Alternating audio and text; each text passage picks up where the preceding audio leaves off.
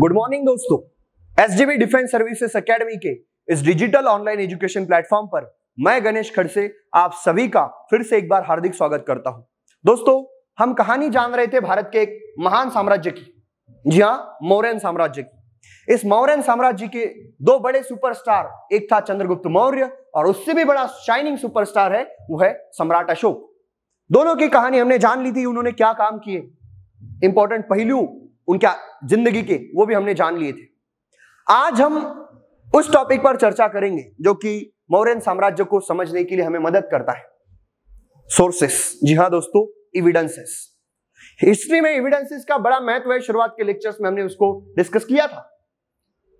लेकिन ये मौर्यन साम्राज्य जो कि महान तो है, लेकिन इसकी महानता की बातें हमें पता कैसे चली और कहां से पता चलती है आज भी, तो ये बड़ा इंपॉर्टेंट टॉपिक बन जाता है।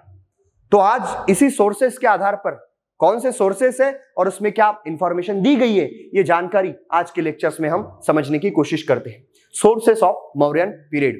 दोस्तों, पहला सोर्स और इंपॉर्टेंट सोर्स है इस डायनेस्टी के बारे में जानने का, तो वो है अर्थशास्त्र, जो कि चाणक्य ने लिखा है। चाणक्य जो कि चंद्रगुप्त मौर्य के गुरु थे।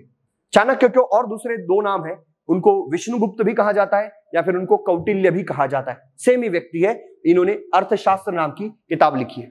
पर दोस्तों, कई सारे लोग अर्थशास्त्र नाम सुन के कंफ्यूज हो सकते हैं कि अर्थशास्त्र शायद कोई तो भी आर्थिक चीजों से या फिर इकोनॉमिकल एंगल से लिखी गई किताब होगी। नहीं, ये कोई इकोनॉमिकल एंगल से लिखी नहीं किताब।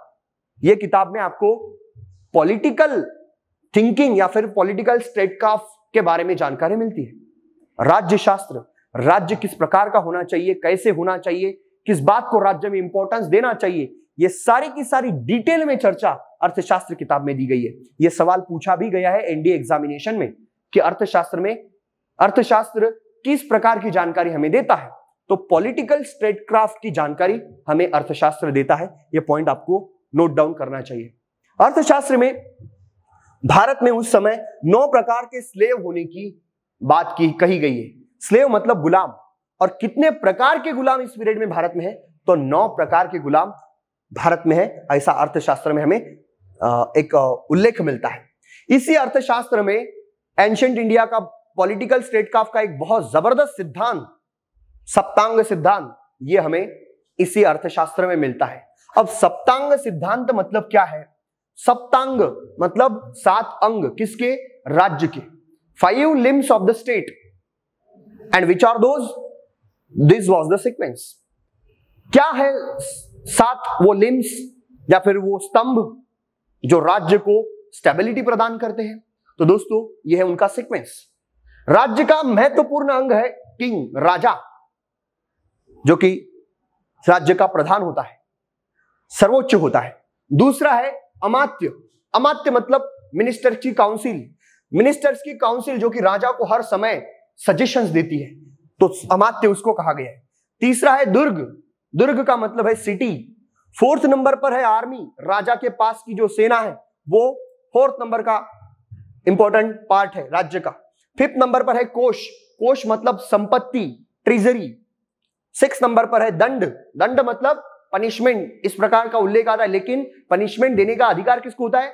तो जुडिशरी, न्याय व्यवस्था को। इस उद्देश्य से यहां पर दंड का उल्लेख किया गया है। 7th नंबर पर है मित्र। मित्र को स्पाई, गुप्तचर।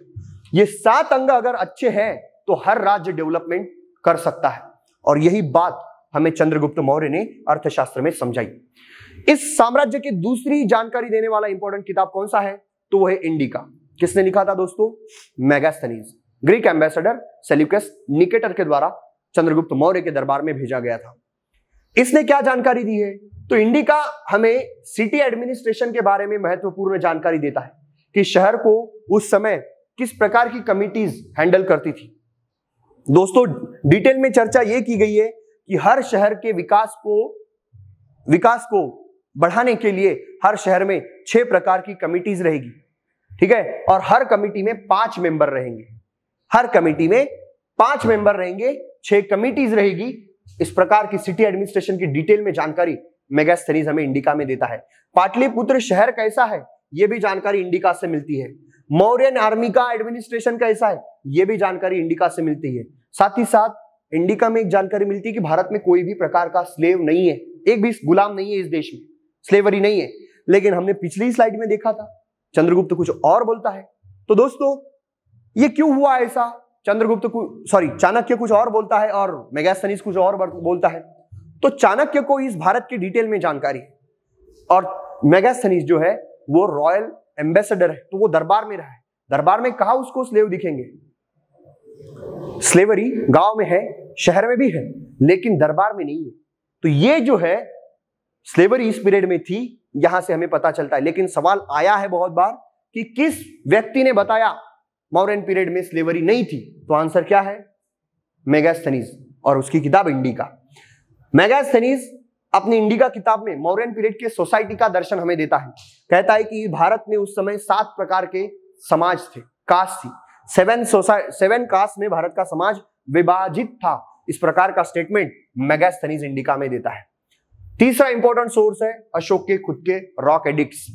जी हां, इसको 3 पार्ट में डिवाइड किया गया है, pillar edict, major rock edict, separate edict. Ashok के पीरियड के साम्राज्य में जो बड़े बड़े रास्ते थे, उन हर रास्तों पर अशोक ने बड़े बड़े स्टोन पर इंस्क्रिप्शन लिखे कि आने जाने वाला पढ़कर उन आज्ञाओं का पालन कर सके। ठीक है, और ऐसे किसी ने कहना नहीं चाहिए कि मुझे मालूम नहीं था कि धम्म क्या है या फिर क्या राजा के आदेश है। सबको पता होना चाहिए, इसीलिए रॉक एडिक्ट्स उसने बनवाए। रॉक एडिक्ट्स में कुछ इंपॉर्टेंट रॉक एडिक्ट्स है जो कि आपको मालूम होनी चाहिए। पहला, ये पिलर एडिक्ट्स की जानकारी लेते हैं। पिलर एडिक्ट्स स्तंभ है। ये पिलर, पहले पिलर एडिक्ट में प्रोटेक्शन ऑफ द पीपल, समाज को संरक्षण देना ये राजा का कर्तव्य है। ये पहले पिलर एडिक्ट में जानकारी मिलती है। सेकंड पिलर एडिक्ट डेफिनेशन, थोड़ा स्पेलिंग मिस्टेक हुआ है, डेफिनेशन ऑफ धम्मा, धम्म की डेफिनेशन आपको मिलती है। Pillar addict number 3, avoiding evil practice, बुराई या फिर अंधश्रद्धा वाली प्रैक्टिस आपको नहीं करनी है, ये चीज तीसरे पिलर एडिक्ट में बताइए। 4th पिलर एडिक्ट में ड्यूटी ऑफ रज्जुका, जिसको धाय कहा गया है, इस धाय नाम के, रज्जुका नाम के ऑफिसर की जिम्मेदारी क्या है, ये 4th नंबर के पिलर एडिक्ट में दिया है। 5th नंबर का pillar edict, release of birds and animals that not has to be killed. ऐसे पशु और प्राणियों की जानकारी मिलती है जिसको अशोक संरक्षण देना चाहता है कि इसको आपको मारना नहीं है, खाने के लिए या फिर किसी भी उद्देश्य से। तो पिलर एडिक्ट नंबर 5 में वो जानकारी मिलती है।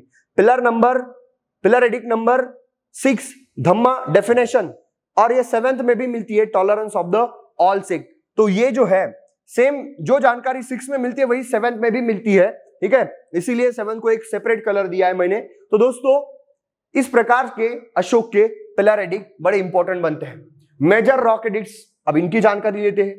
Prohibition of the animal killing, पशुओं की हत्या नहीं करनी है, इसका prohibition order major rock edict में नंबर 1 में दिया है। Major rock edict number 2, care of the animals and the mens and the animals. दोस्तों सिर्फ उनके व्यक्तिगत जीवन की नहीं, उनके आरोग्य की भी, हेल्थ की भी हमें केयर करनी है, और उसके लिए अशोक ने अस्पताल बनाने की एक आइडिया रखी। ठीक है, तो सेकंड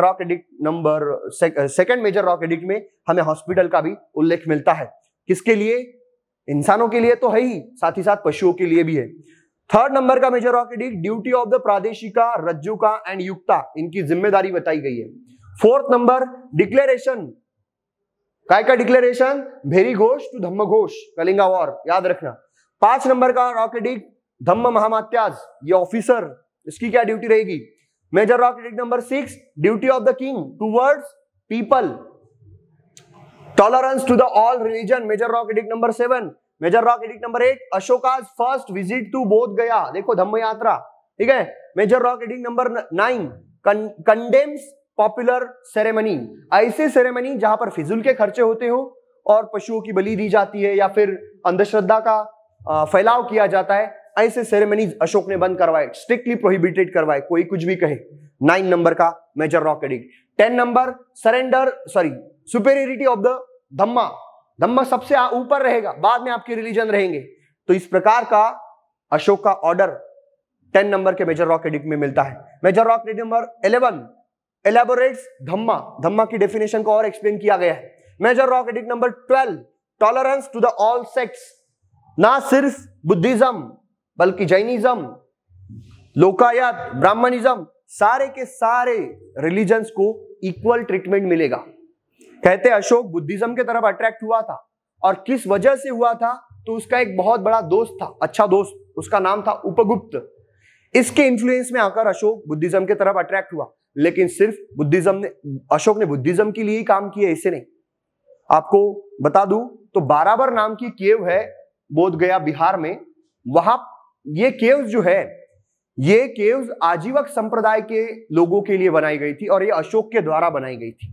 तो अशोक जो है बुद्धिज्म को मानता है, इसका मतलब बाकी रिलीजन को हेट करता है ऐसा नहीं, सबको इक्वली ट्रीटमेंट देता है Ashok. Major rock edict number 12, tolerance to the all sect, बहुत इंपॉर्टेंट पॉइंट है। 13 नंबर का मेजर रॉक एडिक्ट सबसे इंपॉर्टेंट है, विक्ट्री ओवर कलिंगा, अशोक के जीवन का सबसे अहम पहलू, सबसे अहम बैटल, ठीक है। और इस बैटल में आपको कई सारे अलग अलग रूलर्स के नाम मिलते हैं देश विदेश के, ठीक है।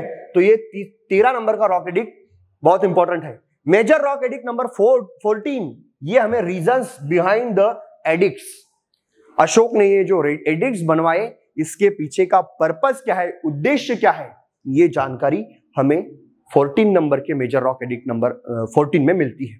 तो इस प्रकार की ये 14 रॉक एडिक्ट्स अशोक के लिए, अशोक के जीवन से रिलेटेड है, जो कि हमें कई मामलों में अशोक के बारे में बहुत ही जबरदस्त इंफॉर्मेशन प्रोवाइड करते हैं। दोस्तों आज के लेक्चर के लिए मैं यही रुकता हूं, तब तक के लिए थैंक यू।